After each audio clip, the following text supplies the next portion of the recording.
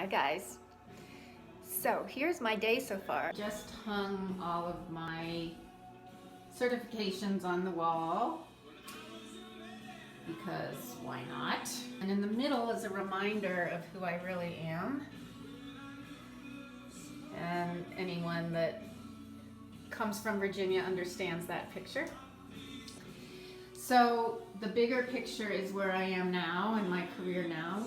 And that middle picture is always to remind myself of my true essence. So here I am feeling all great about my morning and being very productive and getting things done. And then I start to notice there's really loud sounds coming from my air conditioner.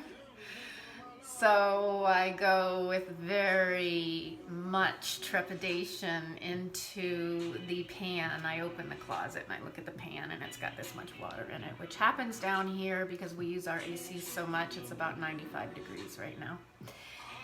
So I turn it off and immediately I realize, since it's a Sunday, that probably it's going to be a very hot night. And in that moment, this calm, yogi, getting things done goes into the future. And the next thing you know, I had a can of club soda on the floor and I knock it over because I'm trying to reach a Himalayan salt lamp and move it. And in that process, all the little rocks that go in the Himalayan salt lamp fall over. So you get the picture of where it's going, right? I immediately decided that I need to stop and giggle really quickly because I'm creating exactly in real time my emotions. And it's so interesting to me because as I'm zenning out and finished my meditation and hung up these certifications, and I've got my NLP master prac back there, and I've got my life and success coach, and I got my 200-hour registered yoga teacher training and my children's yoga teacher training and blah, blah, blah, all going on back there. Feeling like, you know what, this education is really a beautiful thing, and I look forward to more and more of that. And I look forward to sharing it in online courses that I'm making. So that's a certain level that I've allowed myself to go at. And then immediately knowing that I'm going to be sweating all night long because this has happened many times before, my mood shifts. And how many times does that happen to us throughout the day, these fluctuations of the mind? So I need to put my certifications to the test here. In reality, right now, I've got a fan going on that's keeping me really cool. I've got a tank top on, so I'm not going to be sweating as quickly as I might if I was in a sweatshirt. And I've got my coffee next to me. I'm talking to all of you, and I'm alive, and I've got my breath. And so what if I sweat? I'll detox. And it brought me into someone that I admire greatly, and I wanted to quote him. I'm just going to read a few. Am I sideways? Or are my glasses sideways? I'm just going to read a few sentences of this long thing. But it says, don't stress out about stressing out. When you lose your patience, remember that we all slip up. When you feel frazzled, remember that this is a human, natural response to being overloaded. So get used to coming back to the breathing. Now that I know, that I do.